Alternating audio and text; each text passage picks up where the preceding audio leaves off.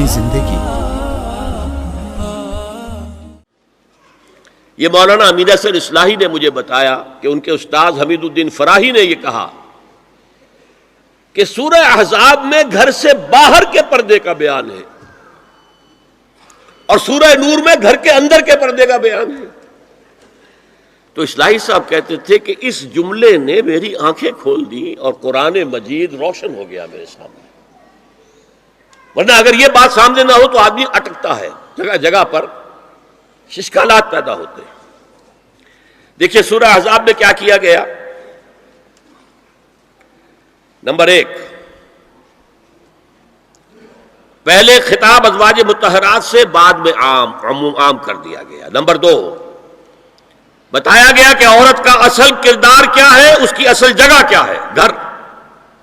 Number 3، استیزان کے حکم کا آغاز ہو گیا کہ گھروں میں اجازت لیے بغیر داخل نہ ہو، لیکن یہاں بھی صرف نبی کے گھر کی بات ہوئی ہے، عام نہیں۔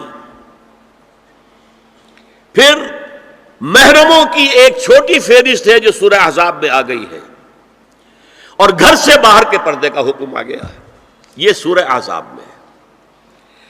سورہ نور میں استیزان اب عام کر دیا، کسی بھی گھر میں داخل مت ہو جب تک اذن نہ لے لو۔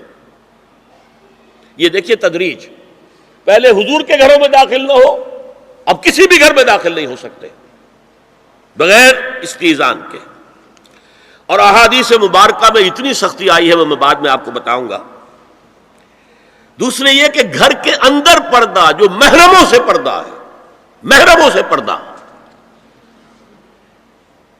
محرم کون ہوتا ہے یہ سمجھ لیجئے۔ محرم وہ ہے جس سے کبھی بھی کسی شکل میں کسی حالت میں شادی نہ ہو سکے۔ اب ایک آدمی جو ہے اس کے گھر میں فرض کیجئے کہ ایک بہن ہے،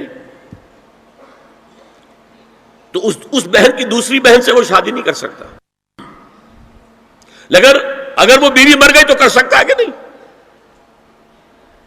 اس لیے وہ محرم نہیں ہے، نامحرم ہے، سالی نامحرم ہے۔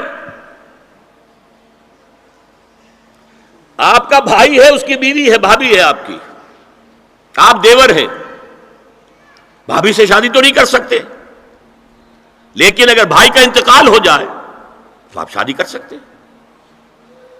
تو شادی ہو سکتی ہے تو وہ محرم نہیں ہوا، وہ نامحرم ہے۔